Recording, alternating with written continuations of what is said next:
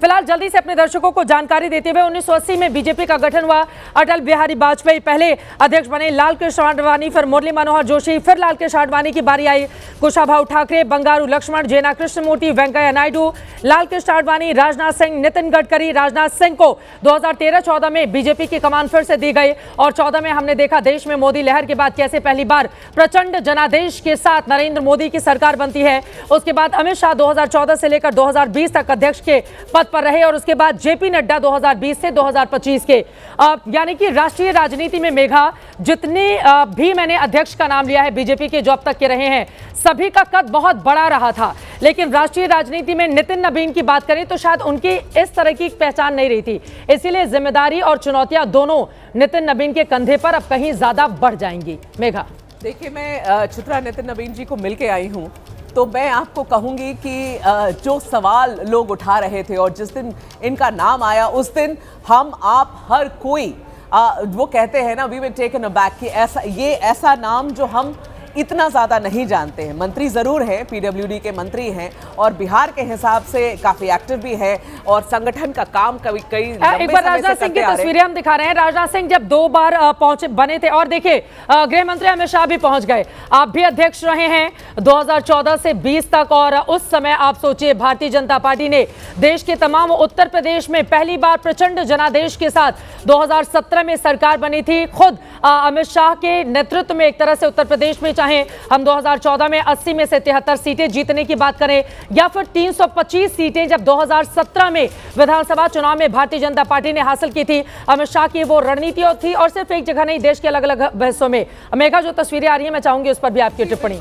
चित्रा, देखिए अब क्योंकि नामांकन की प्रक्रिया आज 2 से 4, पहले तो मैं चित्रा ये कहना चाहती हूँ कि क्यों कंफ्यूजन क्रिएट कर रहे हैं बेचारे सारे दर्शकों के लिए। यहाँ कोई भी सस्पेंस नहीं है, कुछ और नहीं होने वाला है, यही एक नाम है। जाने जाते हैं ये पार्टी सरप्राइजेस के लिए जानी जाती है, पर यहाँ कोई सरप्राइज नहीं है। मेघा, बीजेपी को आप भी जानती हैं, हम भी जानते हैं। आखिरी वक्त में कह दिया जाए कि केरल से आ जाए एक नेता नामांकन दाखिल करने के लिए, जिसको भी बड़ा बनाना होगा। अगर नाम ही बीजेपी ने चला दिया तो अपने आप में राष्ट्रीय राजनीति के फलक पर छा जाएगा। आज कुछ नहीं होने वाला है। वो क्लैरिटी हमें दे देना चाहिए दर्शकों को कि आज कुछ नहीं। और जो इतने बड़े बड़े लोग प्रस्तावक होने वाले हैं नितिन नवीन के लिए, तो आज बस एक फॉर्मेलिटी है, प्रक्रिया है और कल वो फॉर्मली टेक ओवर करेंगे। तो फिर अब दिबांग का ये सवाल हो सकता है ना कि अगर आज कुछ नहीं हो रहा है तो फिर इतनी औपचारिकताएं क्यों निभाई जा रही हैं?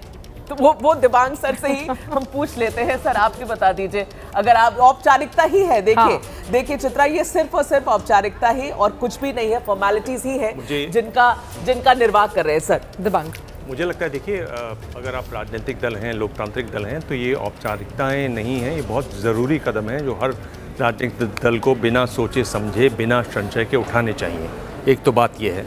दूसरी बात ये है, मुझे लगता है कि देखिए 5 राज्यों से, 5 अलग अलग राज्यों से 20 लोग हस्ताक्षर करें तब वो आप उम्मीदवार बनते हैं।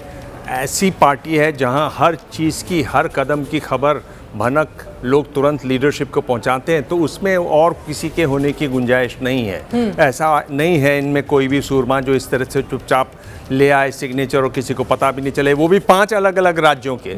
1 से 2 राज्य तक भी पहुंचना मुश्किल हो जाता है अगर आप ऑफिशियली नहीं आ रहे हैं तो। एक तो दूसरी तो बात जो आप जिस पर चर्चा कर रहे थे वो ये है, ये देखिए, ये औपचारिकताएं लोकतंत्र के लिए आवश्यक औपचारिकताएं हैं, इनका होना ज़रूरी है और वही हम यहाँ पर देख रहे हैं कि ऐसा नहीं है कि ये क्यों कर रहे हैं। शिवराज सिंह चौहान आ गए हैं दिबांग, इनके ऊपर भी टिप्पणी, बहुत नाम चल रहा था कि शिवराज सिंह चौहान को क्या बनाया जा सकता है, लेकिन जी हाँ, इनका बहुत नाम चल रहा है। ये भी चला कि आरएसएस चाहती है कि वो इनको बनाएं। ये वो दौर था जब ये कहा जा रहा था कि अब 75 साल के मोदी जी हो जाएंगे तो पता नहीं क्या होगा, क्या आसमान फट जाएगा बीजेपी का, जहाँ तक सवाल है। और उसको उन्होंने पार पाया एक तरीके से। उसको पार पाने के बाद ये चीज़ें सुधर गई। एक वो दौर भी था जब जो बीजेपी की लीडरशिप है और आरएसएस में एक तनाव की बात देखी गई। इस पर दुनिया भर में तरह तरह के बयान आए, उनका अलग अलग मतलब निकाला गया, दोनों तरफ से बयान आए। उसमें नड्डा जी का भी बयान था, आरएसएस प्रमुख का भी बयान था, उनको देखा गया, नापा गया। लेकिन देखिए क्या हुआ कि बड़ी चीज़ होती है जीत। लोकसभा चुनाव के बाद जिस तरह से बड़ी जीत हुई पार्टी की, बीजेपी की, विधानसभा चुनाव में, उनके बाद ये संशय खत्म हो गया। उनको लगा कि अगर इस पार्टी की बागडोर कोई सही सलामत सफलता से संभाल सकता है तो वो यही दो हैं। और ये मैं आपको एक बात बता रहा हूँ, ये आज का सूत्र वाक्य है, अगर आप चाहें तो ये वायरल होगा चित्रा। हाँ। देखिए, राष्ट्रीय आप वैसे अध्यक्ष भी आजकल बहुत वायरल होते हैं, दिबांग बताइए सूत्र वाक्य क्या है? राष्ट्रीय अध्यक्ष कोई भी हो जी, बीजेपी में, राष्ट्रीय अध्यक्ष कोई भी हो, बीजेपी का एक ही अध्यक्ष है और वो है अमित शाह। ये जान लीजिए।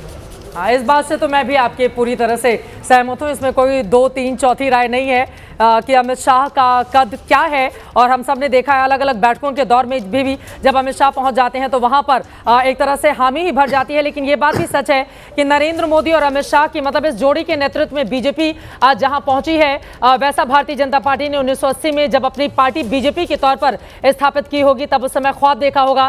फिलहाल शिवराज सिंह चौहान, हाल ही में हमने उनका इंटरव्यू किया था और आज सुबह शिवराज सिंह चौहान ने मीडिया से बातचीत करते हुए नितिन नबीन को अपने ही शब्दों में अलग अलग तरीके से खूब बधाई देते हुए शुभकामनाएं दी हैं। और मेघा, शिवराज होना भी अपने आप में बहुत बड़ी बात है, क्योंकि हम सब जानते हैं मध्य प्रदेश के वो कितने कद्दावर नेता, लेकिन जो भी जिम्मेदारी दी गई, मतलब बीजेपी की एक खासियत है कि बिना विरोध के आदमी भले ही जो भी घूंट पिए, लेकिन जब भी वो मीडिया के सामने आता है तो कितना सहज वो नजर आता है। और शिवराज सिंह चौहान इसकी सबसे बड़ी मिसाल है। शिवराज सिंह चौहान जी से कम 2 बार मुझे मौका लगा और आपको भी चित्रा मौका लगा ये पूछने का कि क्या आप रेस में हैं। मैंने तो सीधे सीधे उनको पूछा कि आप रेस में हैं, क्योंकि आपका नाम सबसे आगे चल रहा है और पिछले 1 साल से कई बार उनका नाम सामने आया कि शिवराज सिंह चौहान को कमान देनी चाहिए पार्टी की। लेकिन मैं आपको एक बात यहां बताना चाहती हूं चित्रा, यहां पर आरएसएस और भारतीय जनता पार्टी के बीच में इस बात पर सहमति थी कि जो भी इस बार आएगा, लंबा समय जरूर लगा, लंबा समय इन्हें डिसाइड करने में, निर्णय लेने में जरूर लगा, लेकिन इस बात की सहमति थी कि जिसको भी इस बार लाया जाएगा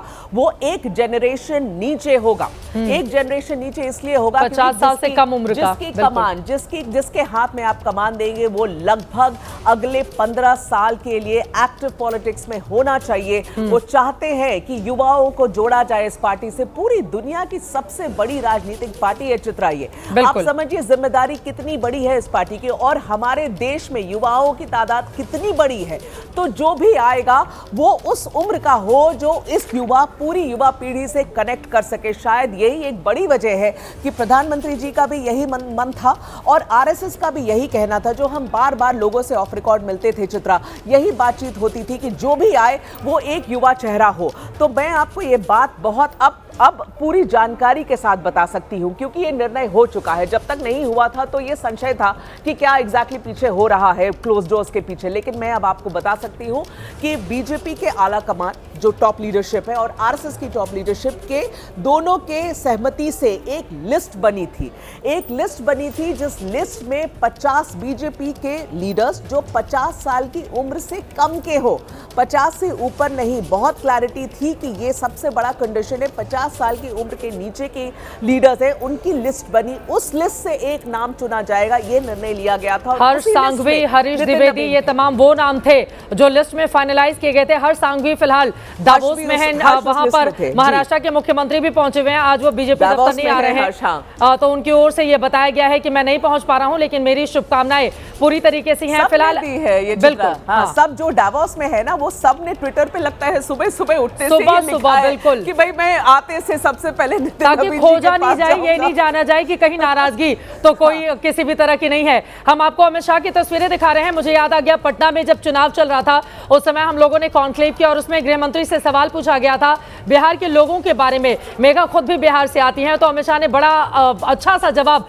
जो बिहार के लोगों को बिल्कुल दिल से अच्छा लग जाए वो दिया था, ये बताते हुए कि दिमागी रूप से बिहार के लोग सबसे तेज होते हैं दुनिया के किसी भी कोने के व्यक्तियों से अगर आप तुलना की जाएगी, यानी कि बहुत तेज तर्रार होते हैं। तो देखिए एक तेज तर्रार नितिन नबीन को भाजपा अध्यक्ष की यहाँ पर जिम्मेदारी सौंप दी गई है। एक बार मेघा जल्दी उसमें भी चित्रा मैं बोलूंगी तो सब कहेंगे जातिवाद कर रही है, लेकिन मैं आपको बताऊं अब ये कौन सा नितिन नबीन कायस्थ जाति से आते हैं, उनकी संख्या ही बहुत कम है, 1% के आसपास देश में। बिल्कुल नितिन नबीन जी कायस्थ है, कायस्थ जाति से है और बिहार में इनकी संख्या मैं भी एक्चुअली उसी जात से आती हूँ, लेकिन हम लोग की संख्या बड़ी कम है। नहीं चित्रा, बट ये संख्या बहुत कम है। इनफैक्ट इनफैक्ट जब ये डिसीजन हुआ था, तो जब ये निर्णय बताया गया, साझा किया गया, तो ये सवाल उठे थे कि भाई इससे क्या फायदा हो रहा है भारतीय जनता पार्टी को, क्या पॉलिटिकल फायदा है, क्योंकि कायस्थ जाति बहुत मिनिस्क्यूल, बहुत ही कम संख्या में है बिहार में। तो इससे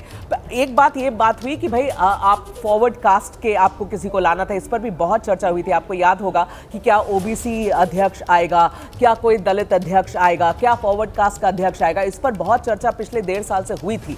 तो ये बात किसी लोगों ने कही कि भाई इनको बीजेपी को एक फॉरवर्ड कास्ट लाना था, इसीलिए वो लेकर आए, लेकिन एक ऐसी जाति से लेकर आए जिसका कोई पॉलिटिकल फायदा नहीं, शायद 1-2 सीट पर फायदा हो, उससे आगे आपको बिहार में कोई फायदा होने वाला नहीं है। बिल्कुल। तो क्यों लेकर आए? मुझे लगता है ये डिसीजन, ये निर्णय जाति से परे है, ये निर्णय बिहार से परे है, ये निर्णय एक ऐसे आदमी के लिए लिया गया है जिस पर भरोसा है शीर्ष आला कमान को, पार्टी को, जिस पर इस बात का उनको बहुत ज्यादा, मैं एक तरीके से कहूं, दृढ़ संकल्प है कि इनके हाथ में अगर कमान दिया गया तो ये पार्टी को आगे लेकर जाएंगे उसी दिशा में जिस दिशा में अमित शाह जी और नरेंद्र मोदी जी इस पार्टी को अग्रसर करना चाहते हैं। ठीक है, लेकिन इसमें किस्मत की भी बहुत बड़ी भूमिका है। अब आगे आने वाले वक्त में मेघा, आप भी और मैं भी, हम लोग बहुत कुंडली बड़े बड़े राजनेताओं के देख के कार्यक्रम करते हैं कि इनका भविष्य कैसा रहने वाला है। तो आगे जरा ये भी पता करना होगा कि आखिर नितिन नबीन की कुंडली में वो कौन सी ग्रहचाल बदली